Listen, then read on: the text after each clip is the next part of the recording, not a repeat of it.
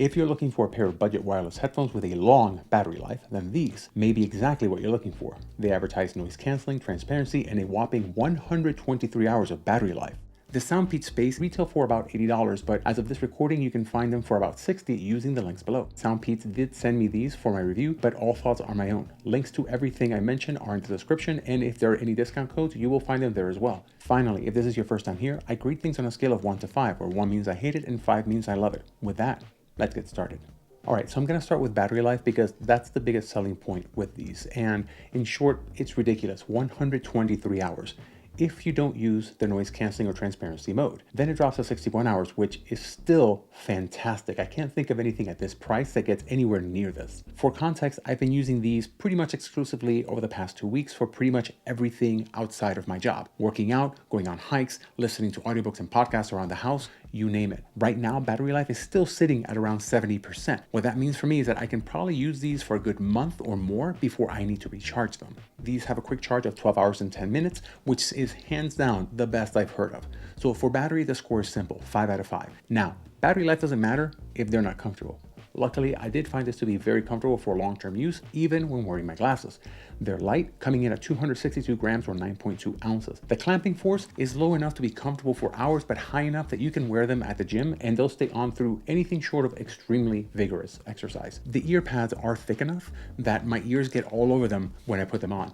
This means that, at least at the gym, sweat will get all over these. In regular use, these do trap some heat, but nothing out of the ordinary for this type of headphone, and I found it quite comfortable. These do have a smooth swivel motion to them, and you can fold them in, although they don't come with a case. These have a plastic body that feels great to the touch, with leatherette and foam ear pads and under the headband. Above the headband, it's foam and fabric, but something I didn't like is that when these open up, they warp a bit. I do worry a bit about this because I wonder what will happen long term here. This brings me to the looks, and except for the warping, I love the way that these look. They're not bulky, they have the right combo of angles and curves, and they're distinctive without being gaudy. I have to give it to SoundPEATS. They know how to make good looking products. Even the logo on the side, it's well done, and I don't really mind wearing it. These come in 2 colors, by the way. These are the dark gray and bronze, and the other ones are white and silver. As for the buttons, on the left cup, you have the button to switch between active noise canceling, transparency, and turning them both off, as well as a USB-C charging port. On the right, you have the volume and skip buttons, the multifunction button, play, pause, on, off, answer calls, Bluetooth connection, and the 3.5mm audio jack. All the buttons feel good, and the scheme is pretty self-explanatory, although the one thing I didn't like was the power button.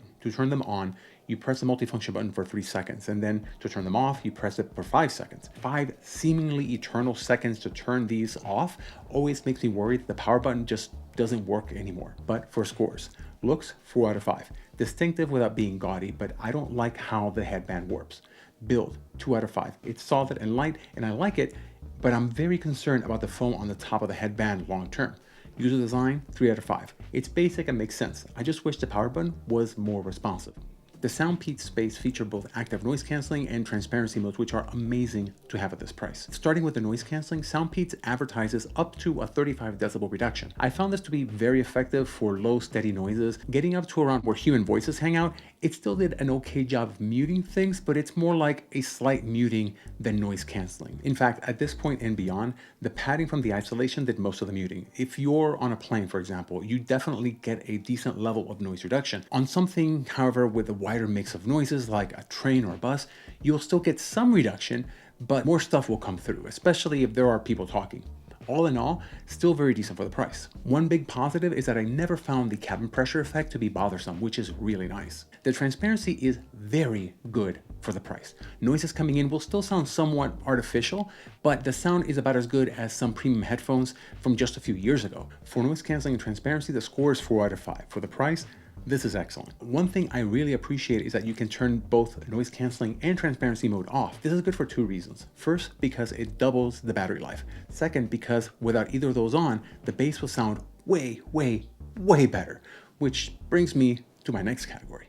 When it comes to sound, there is a lot to consider with these, so let's start with the tech. The Space feature Bluetooth 5.3 and can connect to multiple devices, although you can turn this feature off using the SoundPEATS app. They feature both AAC and SBC, so sound quality should be about the same on both Android and iPhone. A feature that some people might really like is the game mode, which reduces the lag to just 65 milliseconds. And yes, these do have an app, which means that you have access to their equalizer. Now that EQ is divided into 3 parts. The first one is the adaptive EQ, which basically gives you a hearing test and then adapts the device for your specific hearing. The custom EQ is the second part, and that gives you access to tuning specific frequencies. And finally, the preset list, which includes a number of settings for different genres. I use the preset list a lot because it really did enhance my overall experience. But for my test, I largely kept to the SoundPEATS Classic preset, so if a specific setting is better than another, I will call this out. Speaking of the app, I do wish that SoundPEATS had better localization of the app. It's understandable, you know what's going on, but it does tarnish the experience a bit. By the way, a quick request, if you haven't yet done so, please consider hitting the like button and maybe subscribing if you want more content like this. I hate to give you homework, but that stuff really helps small channels like mine out. So what about the sound quality? Keeping in mind that these are budget headphones at the $60 price range, I found the Space excellent across the board. Now, at the $80 price range that they normally MSRP at, there's a lot more competition there, but $60 is what they're selling at right now, so that's what I'm going to go ahead and compare. The sound is warm and comfortable, great for all day listening for most people, and the sound is filling, although I do feel that it lacks in some areas like resolution, detail, and clarity, especially in the midst. And this, by the way, is one of the few cases where I will recommend the wireless sound over the wired. Yes, these have a 3.5mm audio jack, but I found that they lost a ton of definition and ended up sounding muddy when they were connected by wired, especially voices. For music, I feel that these did well across the board, although I do think that genres that do better with more bass, lo-fi, hip-hop, rock, pop, all do way better when you turn off the noise canceling. The sound is much better for almost everything, but especially for those. There are a few songs and genres that I feel did especially well with the Space as a whole. First, Peter Gabriel's Panopticon, which I feel was just great fun with these, especially with the classic preset. Next, Miley Cyrus's live performance of Zombie, which I think did great with the treble enhancement preset. And there's also Marilyn Manson's Rock is Dead, which I didn't go out of my way to listen to, but I caught it during the credits of The Matrix while testing these, and yeah, I thought they did well, especially with the rock and roll preset, although SoundPEATS Classic was also very good. And finally, Believer by Imagine Dragons, which again was just fun with these. Beyond this, I really enjoyed lo-fi, especially with the bass boost setting. Rock I also enjoyed, and pop, which is just fun. So let's break down each frequency region. Let's start with bass. I thought that these did extremely well here. Good, powerful, and physical, especially whenever you used either the bass boost setting or if you used the custom EQ and pushed the bass all the way up. Moving on to the mids, this was decent, but there was some muddiness in the lower mids, especially with that bass. It just kind of muddied up in that area. If you use the treble enhancement or the bass reduction EQ setting, you get a lot more clarity back in this region. Finally, moving to the high-end treble, I found that region to be comfortable. There isn't much of a boost here, so nothing really struck me as problematic. So on the whole, the sound with these for music was comfortable and enjoyable pretty much throughout. The only genre that I had an issue with was classical, which I felt sounded a bit washed out on these.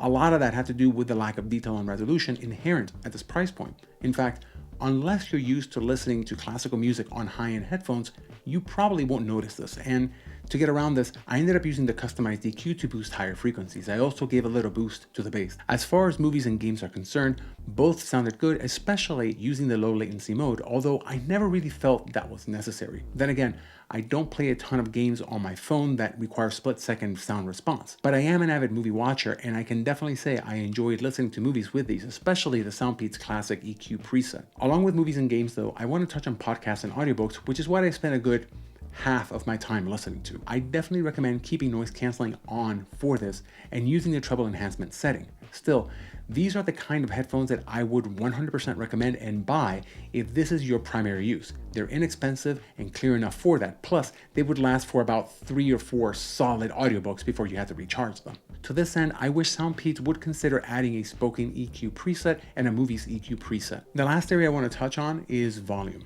If you want loud headphones, then these are plenty loud, although I never recommend listening to headphones too loudly. But anyway, I thought that these were a bit too loud for my taste, even at the lower volumes. To get around this, I went to the custom EQ settings and dropped all of the ranges to the lowest possible. This made it much more comfortable for me. All this said, overall for sound, I'm giving these a 3.5 out of 5.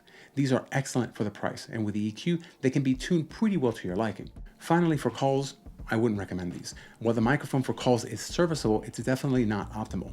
Take a listen. This is the sound of the microphone using the SoundPEATS Space.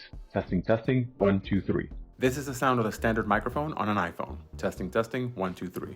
The SoundPEATS Space is a solid first shot at an over-the-ear headphone, especially at this budget price. There's a lot of bang to the buck with these. Averaging the overall score, I put these out of 3.4 out of 5, which isn't bad. I like them.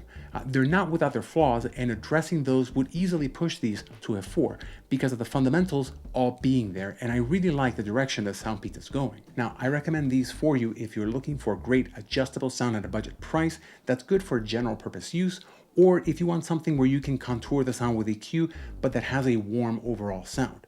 If you listen to pop, rock, lo-fi, hip-hop podcasts and watching movies, then this is going to be good. And if you're looking for something that will give you all-day battery life and comfort, then again, you can't go wrong with these. Now, I don't recommend them if you are mostly into classical music, if you plan to make a lot of phone calls, if you'll be doing a lot of listening using the headphone jack, or if you want something that will give you super detailed, analytical, or highly resolving sound, or if you consider yourself an audiophile.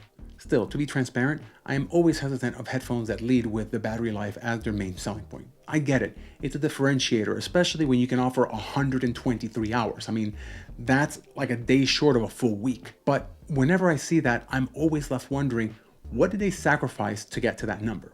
To be honest, I'm not sure that SoundPEATS sacrificed all that much to get here, and that is a very good thing. But what about you? Is extra battery life something that you look for in headphones? And what do you listen to for all that time? Let me know in the comments below. And if you haven't yet done so, please consider hitting the like button and subscribing if you want more of this content. With that, thanks for watching.